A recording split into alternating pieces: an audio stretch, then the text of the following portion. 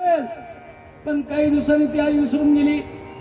म्हणून ज्ञानोबाला हाही दृष्टांत कमी वाटला. मग शेवटचा दृष्टांत दिला. हो एका उदक तुटता मीरा. शेवटचा दृष्टांत दिला. आता दृष्टांत शिल्लक राहिला नाही. म्हणजे ज्ञानोबा साधकाला किती त्रास होतो. जसा पाण्याच्या बाहेर मासा काढल्या बरोबर किती दिवस जगतो. सगळे माळकरीच का जीवना वेगळी मासोळे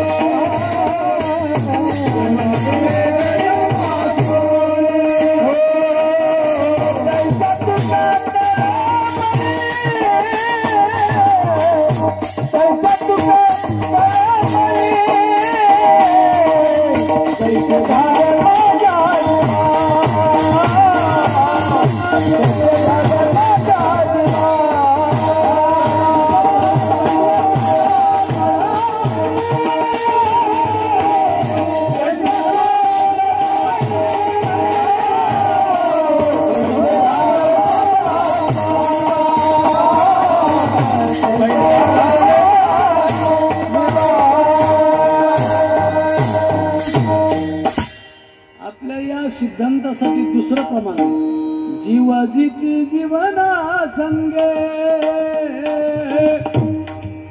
मज्जा मरण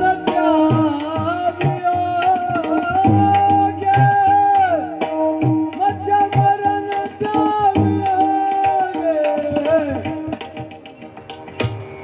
माशाला पाण्याचा वियोग झाल्याबरोबर किती दिवस काय क्षणभर सुद्धा जगू शकत नाही. पाण्याच्या बाहेर काढल्याबरोबर तडफड तडफड करतो आणि प्राणास मुकतो.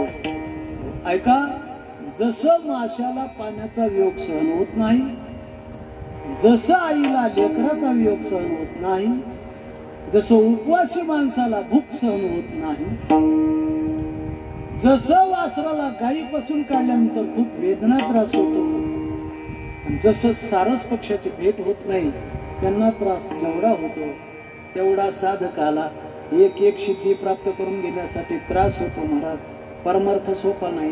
परमार्थ फार अवघड आहे. किती अवघड आहे. टीव्ही मध्ये युद्ध लागलंय. भारत पाकिस्तान सैन्याचं युद्ध सुरुवात साठी किती त्रास आहे. तुकोबराय म्हणले सर्वस्वासी मुकावे तेने हरीशी जिंकावे अर्थ चाड जिवे देह प्राण त्याग. देवाला भेटायचंय, देवाची प्राप्ती करून घ्यायची. सर्वस्वासी मुकावे, सगळ्या गोष्टीचा त्याग करावा लागतो. संसारामध्ये भोग मिळतात आणि परमार्थात त्याग केल्याशिवाय भगवंताची प्राप्ती होत नाही. परमार्थात त्याग असा बघा. तुकोबरायांचं चरित्र वाचा. पाटील की, महाजन की, सावकार की, पण देवाच्या प्राप्तीसाठी निघालेले तुकोबराय म्हणतात बस तिकडे मी लक्ष दिलं नाही. जाळो नि संसार किंवा संसाराची नावे कानोनिया शून्य वाढता पुण्य धर्म केला. मोठ्या मोठ्या साधू संतांचं चरित्र वाचा की संसाराचा किती त्याग करावा. तुकोबरायचं चरित्र वाचा, लक्षात येईल. तुकोबरायचं वाचा. आधी करून मोठ्या मोठ्या संतांचं चरित्र वाचा. किती त्याग करावा. त्यागाशिवाय भगवंताची प्राप्ती होत नाही. भोगून भगवंताची प्राप्ती होत नाही. भोगाचा त्याग करावा लागतो आणि त्यावेळेला देवाची प्राप्ती होते. अर्थात परमार्थ सोपा नाही. परमार्थ खूप त्रास आहे, खूप कष्ट आहे. वाचा ज्ञानेश्वरी. बहुनाम जन्मनामन्ते ज्ञानवान मां प्रपद्यते वासुदेव सर्वमिति स महात्मा सुदुर्लभ. परमार्थ करण्यासाठी निघालेल्या साधकाला किती अडचण असते. ज्ञानोबा लिहितात, जो तो विषयाची दाट झाडी माझी काम क्रोधाची साकडी आणि एखादा चुकावून आला पहाडी सदवासनेची या. एखादाच जातो महाराज, सगळ्यांना घडत नाही. अर्थात परमार्थ फार कठीण. त्यासाठी अनेक उदाहरणं आपल्याला माहिती आहे. गोंदवलेकर महाराजांचं चरित्र परमार्थ कोणाचं बी काम नाही. माणसं, संसारातली माणसं सगळ्या क्षेत्रातल्या माणसाची तुलना करतात. महाराज देवपाटावर बसले, सोहळ्यात आहेत, देवपूजा करतात. आई घरकाम करत होती, आई घरकाम. आणि घरकाम करता करता मनात सहज विचार येऊन गेला की आपण काशीला तीर्थयात्रेला जाऊ. आणि म्हणल्या महाराजांना, बाळ मला काशीला जावं असं वाटतं, घेऊन जाशील का? महाराज मातृभक्त होते, काय अडचण नाही, आई तयारी करा. पण आईने बॅगा भरल्या, मला सगळं उरकलं, तयारी झाली. पण घरातल्या माणसाला सांगू लागल्या, गडी लोकांनी, बरं का आम्ही आता 1 महिना येणार नाही. म्हणले मग संध्याकाळी नीट दारं लावत जा, कड्या कुलप लावत जा, कुलप ओढून बघत जा, शेजारीला शेतात लक्ष ठेवा, कुणी गुरा आणीन ढोरा आणीन काही घेऊन जाईल. महाराज पाटावर होते देवपूजेच्या, ऐकू लागले. म्हणजे आई तर काशीला जायचं म्हणते, पण आईचं काय मन संसारातून निघत नाही. आणि मग काशीला जाऊन काय उपयोग आहे? ज्ञानोबरायचं दुसरं प्रमाण आहे, त्रिवेणी संगमी नाना तीर्थे ब्रह्मी चित्त नाही नामी तरी ते व्यर्थ. काय उपयोग आहे? तसं महाराज म्हणले, आई जायचं म्हणते तिकडे, पण मन सगळं संसारात आहे, काय उपयोग नाही काशी तीर्थयात्रा करून. म्हणजे मग आईला वाकडं बोलायचं नाही, वेगळ्या माध्यमातून सांगायचं. आई तयारी झाली का? हो बाळ तयारी झाली आहे, बॅगा भरल्या, सगळी व्यवस्था केली आहे, नियोजन केलंय, मला वाटतं निघावं. मला म्हणले आई गडबडीत तुम्हाला होकार दिला. म्हणजे मग मी पंचांग बघितलं नव्हतं, आज जाण्यासाठी मुहूर्त चांगलं नाही. आपण पंचांग बघू, 15 दिवसांनी मुहूर्त चांगला आहे, आपण 15 दिवसांनी जाऊ. आई म्हणजे ठीक आहे. राहिलेल्या 15 दिवसात गावातले लोक पंच बोलावले, घराचा लिलाव केला, जमिनीचा लिलाव केला. आणि मग माळकऱ्याचं लोक घ्यायलाच बसलेत. मला त्यांना माहिती आहे या प्रॉपर्टीत काय अडचण नाही, कुणी आडवं येणार नाही. बोली सुरुवात झाली, कुणी म्हणते 5 लाख, कुणी म्हणते 7 लाख, कुणी म्हणते 10 लाख, कुणी म्हणते 15 लाख, 50 लाख, काय असेल ते पैसे जमले महाराज. आणि शेवटी विकलं, घर विकलं, जमीन विकली. त्या पंचाजवळ मावेजा आला आणि त्या पंचाने ती पैशाची पिशवी महाराजाकडे आणली. महाराज ही तुमच्या जमिनीचा घराचा मावेजा आहे, हे सांभाळून घ्या. महाराज म्हणजे मला काय करायचं?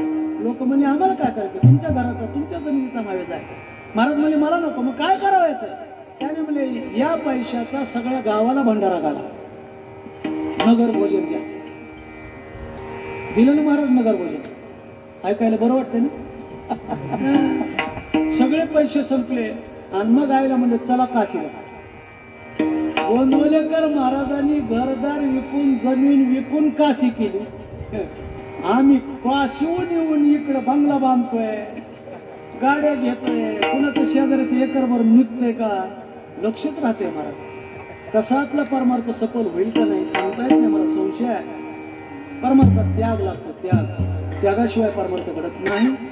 म्हणून परमार्थ तुम्ही म्हणता तेवढा सोपा नाही, परमार्थ खूप अवघड आहे. ऐका, परमार्थ अवघड आहे पण परमार्थाला फळ आहे. संसार सोपा आहे, संसाराला फळ नाही महाराज. संसार तुम्ही कितीही करा, केवढाही करा, पण त्या संसाराला फळ नाही. मी बोलत नाही, ज्ञानोबराय म्हणतात. वाचा 15वा अध्याय. ऊर्ध्वमूलमदशाखमश्वत्थं प्रावुरव्ययं छंदांसी यस्य वर्णानि यस्तं वेद स वेदवित्. या श्लोकावर काही ओव्या पुढे आहेत. यया फुलना चुंबिका फळना तुरुंबिका, जे काही रुकू हे पंडू सुद्धा या संसारात नुसते रुक आहे, समाधान नाही, संसाराला फळ नाही. तुम्हाला साधा व्यवहार सांगू का? घर बांधायला काढा, एकदा कळस बसवला की मंदिर पूर्ण झालं. तसं संसारात महाराज तुम्ही किती संसार करा, कवडी आणि गेली नाही. हो, प्रपंच कधीच पूर्ण होत नाही, अपूर्ण राहतो, त्याला प्रपंच म्हणा. आणि परमार्थात आल्यानंतर परमार्थ थोडाही केला तरी पूर्ण होतो. पूर्ण केला पूर्ण केला मनोरथ, पूर्ण केला परमार्थ पूर्ण. संसार किती करा बरोबर काहीच येत नाही. संसार किती बी करा बरोबर काही येत. प्रत्येक साधना करत असताना खूप श्रम केला, खूप कष्ट केले आणि ते कष्ट मला फळाला आले. म्हणून महाराज सांगतात, ऐका बघा, तुका म्हणे श्रम केला, तुका म्हणे श्रम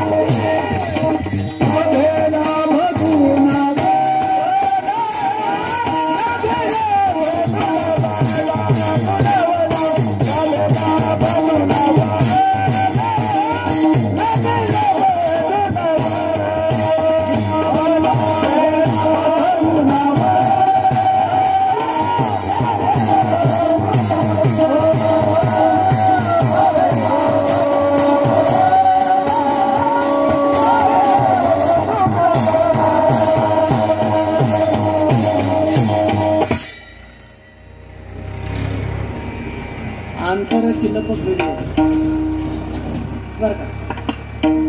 अवघाला फळासी, अवघाला फळासी फळासी गुणाबला लावेला गुणाबला. होते काय महाराज, काळ करी तयारीतच असते. चटकून पहिलं प्रमाण मग समोरून न येता आपण मागच्या दारातून आलो. म्हणजे पहिल्या चरणाकडून प्रवेश न करता कुठून प्रवेश केला? मागच्या चरणातून प्रवेश. प्रस्तावना मांडत असतानाच मी श्रमभ्रम मांडत होतो. या जीवनात मी खूप परमार्थाचा श्रम केला.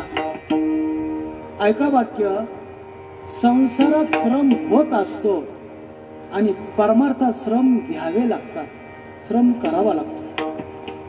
प्रपंच करताना माणसाला श्रम होतो, अर्थात पश्चाताप होतो, पण परमार्थात श्रम करावी लागतात, श्रम घ्यावी लागतात.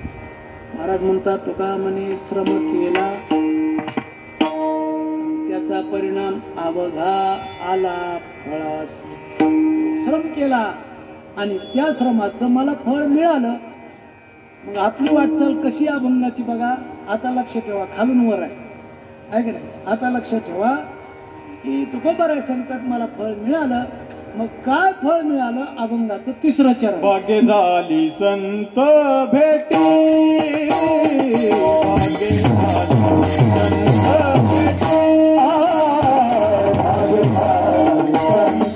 भेटी,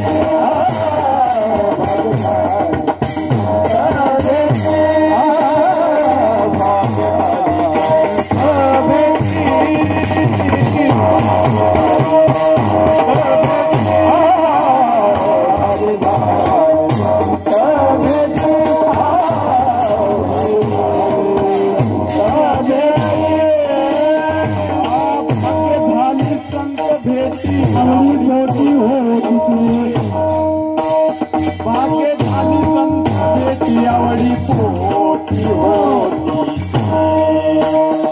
भाग्य झाली संत भेटी आवडी पोटी होती आवडी आवडी पोटी होती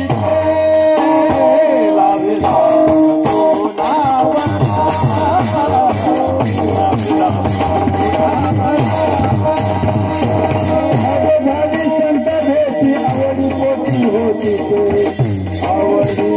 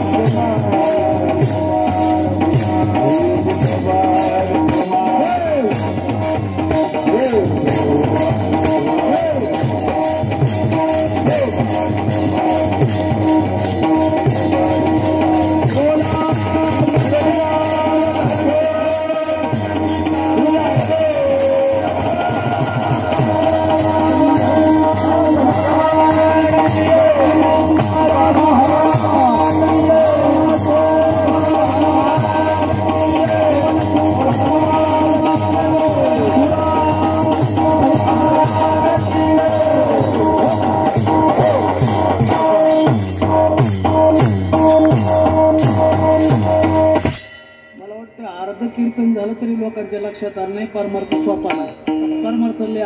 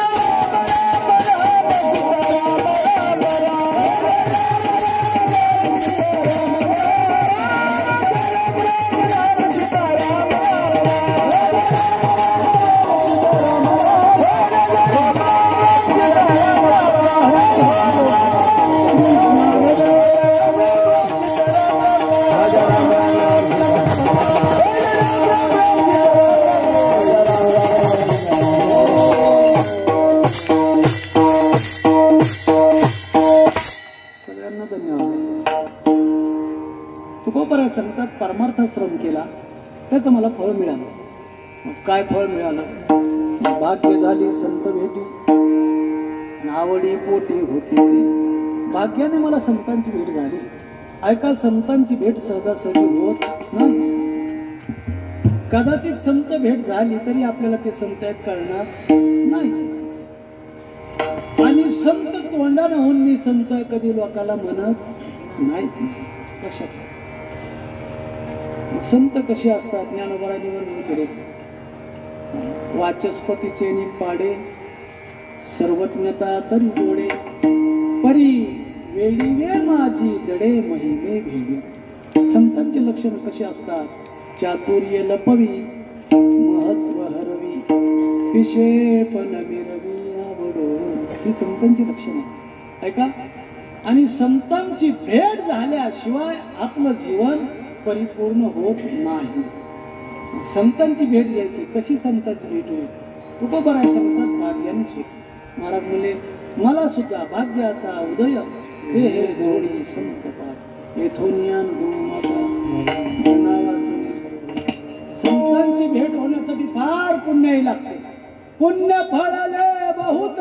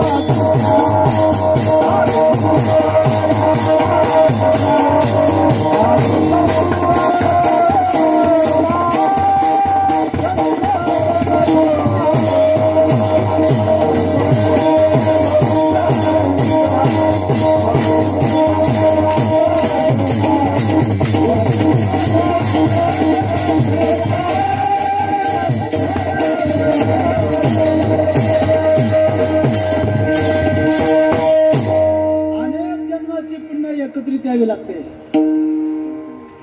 ती फळाला यावी लागते. त्यावेळेला संतांची भेट होती. ना किती संतांची भेट अवघड बहु अवघड आहे संत भेटी परी जग जेठी करून. संतांची भेट किती अवघड. ज्ञानोबराय म्हणले चंद्रामृत सुखे शिववेल असता जाता रवी बाह्य हेळा सागर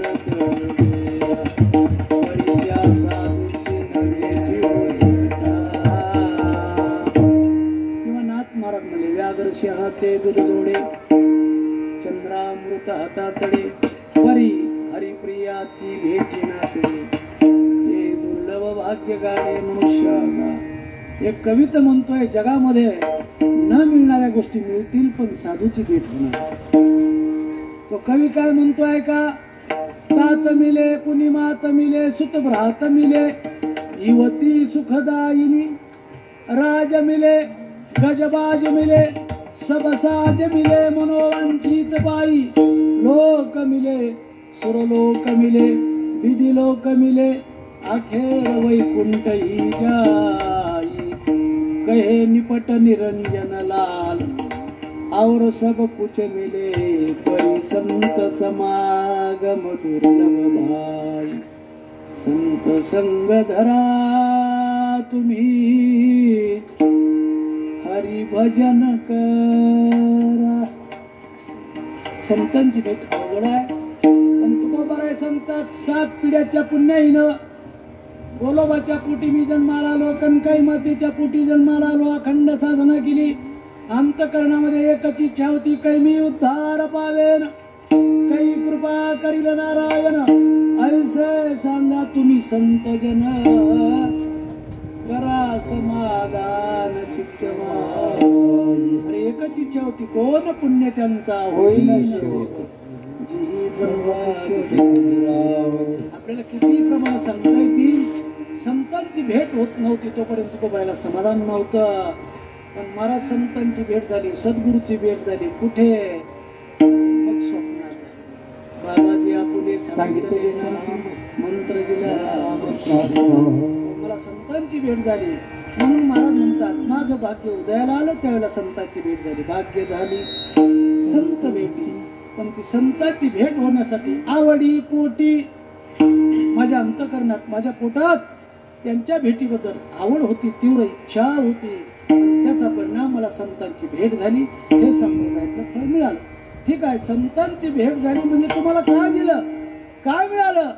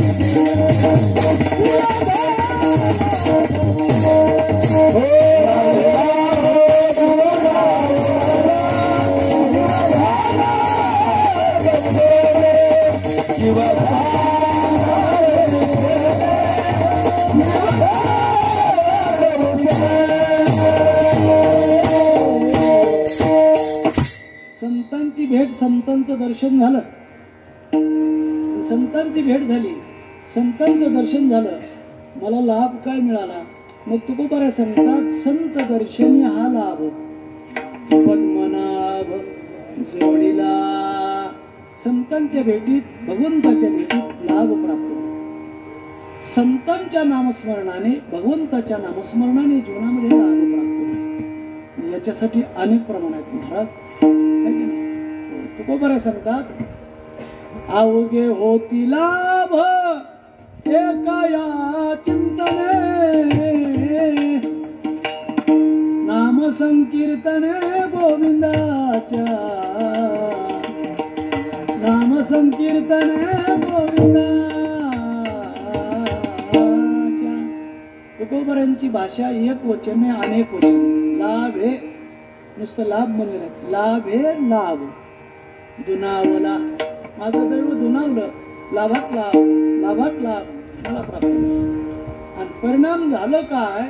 जीव झाला दर्शने. झाला याचा अर्थ परिपूर्ण झाला. इतके दिवस संतांची भेट व्हायची अगोदर हा जीव अपूर्ण होता. संतांचं दर्शन झाल्यावर जीव झाला दर्शने. त्यांच्या दर्शनाने झाला याचा अर्थ परिपूर्ण झाला. दर्शनाने माझा जीव परिपूर्ण झाला. हा मला परमार्थात लाभ मिळाला. ठीक आहे महाराज, तुम्हाला हा लाभ प्राप्त झाला, संतांचं दर्शन झालं, तुमचा जीव परिपूर्ण झाला, तुमचा जीव व्यापक झाला. मग तुम्ही तुकोबाराय सांगतात माझा जीव परिपूर्ण झाला, पण कशामुळे काय सांगावं? बरं झालं म्हणले मी इराण, इराक, पाकिस्तान, आमकं ढमकं तिकडं नाही जन्माला आलो म्हणून बरं.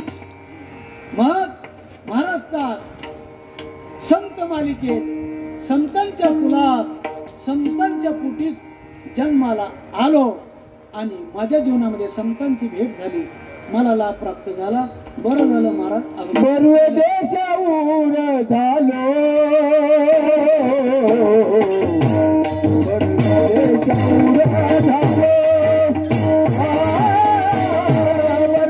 परदेशाहून झालो,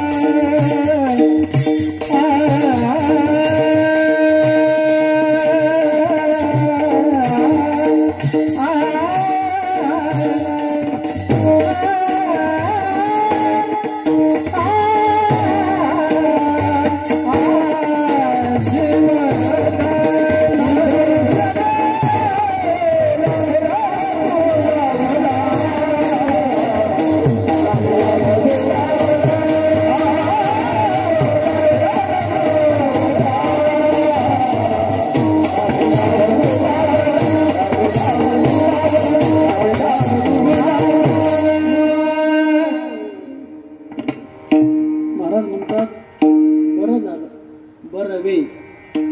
बरवा या शब्दाचा अर्थ चांगला, बरवा या शब्दाचा अर्थ सुंदर. म्हणून तर आपण सुरुवातीलाच म्हणतो तो हा विठ्ठल बरवा, तो हा माधव बरवा. है का नाही? किंवा ज्ञानोबरांचा दुसरा अभंग आहे, बरवा वो हरी बरवा गोविंद गोपाळ गुण गरवा सावळा वो हरी सावळा सावळा वो हरी सावळा. बरोबर आहे सांगता तिथं बरं झालं, चांगलं झालं. मी या देशात जन्माला आलो. बरवे देशाऊर. आता देशाऊर या शब्दाचा अर्थ काय तर वेगळेपणा. देशाऊर या शब्दाचा अर्थ काय वेगळेपणा. देशाऊर या शब्दाचा अर्थ काय स्थलांतर. देशाऊर या शब्दाचा अर्थ काय बदल.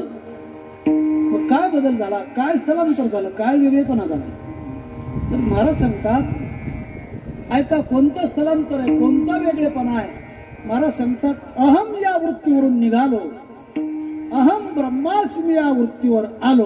हे माझं स्थलांतर झालं, हे माझ्या जीवनामधला वेगळेपणा झाला, हा माझ्या जीवनामधला बदल झाला. म्हणून बरवे देशावर झालो.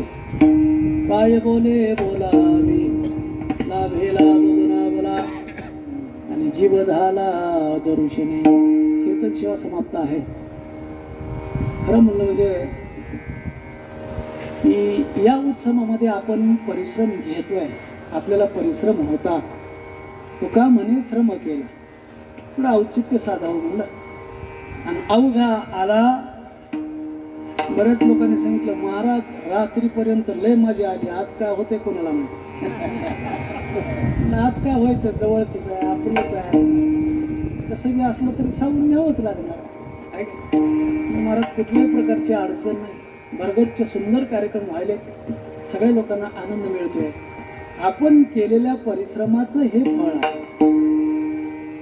आपण सर्वजण लहान थोर या उत्सवामध्ये परिश्रम घेताय, परिश्रम करताय आणि त्याचा परिणाम हा दिवसेदिवस उत्सव भव्य प्रमाणात, मोठ्या प्रमाणात, प्रचंड प्रमाणात त्याचा प्रचार प्रसार हा उत्सव वाढतोय. असाच हा उत्सव वाढावा. या उत्सवाची वेली येवले से रोप आणि त्याचा वेलू गेला गगनावरी. मोगरा फुलला, मोगरा फुलवेची का अति वारू या नयने. आणि त्यातल्या त्यात तुमचं भाग्य आहे महाराज, तुले भजने हुशार आहेत, पाठीमागं उभारले. महाराज नाही दिसणार पण आपण सगळ्या जगाला दिसणार. माणसाला कळायला पाहिजे कोणती जागा धारावी. हुशार आहेत महाराज. खरं म्हणलं म्हणजे ओम तोडकरजीला जेवढे धन्यवाद द्यावे तेवढे कमी आहे. आणि लागलीच महाराज ज्याला लाईव्ह म्हणतो, लाईव्ह की आजचं कीर्तन झालेलं उद्या बघायला मिळतं. मी बघितले काल परवा दिवशी काय काय चाललंय. हे प्रसिद्धीचं फार मोठं साधन आहे, माध्यम आहे. म्हणजे ओम तोडकरजी आपल्या सर्वांना, महिला मंडळी, पुरुष मंडळी, भजनी मंडळी जी जी मंडपात आले ती बरं का महाराष्ट्राच्या कानाकोपऱ्यात लोकांना बघायला मिळाले. काय करायले, कीर्तनात बसून नुसते हाताच्या घड्या काढायले, भजन करायले, चाली म्हणायले. ते दाखवण्याचं काम आमचे ओम तोडकरजी करतायत. त्यांना जेवढे धन्यवाद द्यावे तेवढे कमी आहेत. फक्त माझा कलर जरा पांढरा करा म्हणजे कीर्तन वाढते. आता सगळं त्याच्यावरच चाललंय मला, सगळ्या टापटीपवर कार्यक्रम. खरं काय ह्याच्याहून घेणं गेलं नाही. चमक पाहिजे, चमक. विनोदाचा भाग सोडा. झालेली सेवा भगवंताच्या, भावनातेश्वराच्या, हनुमंताच्या चरणी समर्पित करत असताना आपण सर्व गावकरी मंडळींना, मी तुमचा शेजारी, मी तुमचा बालक, मोठ्या प्रेमाने मला आदराचं प्रेमाचं निमंत्रण दिलं. त्या माध्यमातून या ठिकाणी याचा योग प्राप्त झाला. तुम्हा सर्व भाविकांच्या दर्शनाचा, सेवेचा सुयोग माझ्या जीवनामध्ये प्राप्त झाला. त्याबद्दल माझं परम भाग्य समजेल.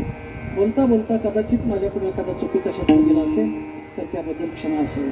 जसं ज्ञानोबराय म्हणतात तैसा स्वभाव माये बापांचा, जरी अपत्य गोबडी बोले वाचा तयात त्याच आईवडिलाला आपल्या लेकराचं वेडं वाकडं बोलणं ऐकून संतोष वाटतो तसे तुम्ही मातापिता आहात. तुमच्या समोर मी वेडं वाकडं बोलण्याचा प्रयत्न केला, निश्चित गोड करून घ्याल अशी अपेक्षा करतो. आणि कदाचित चूक झाली असेल तर आईवडिलाचं अंतःकरण देऊन निश्चित माफ करा अशी अपेक्षा करतो आणि या ठिकाणी थांबतो. ज्ञानेश्वर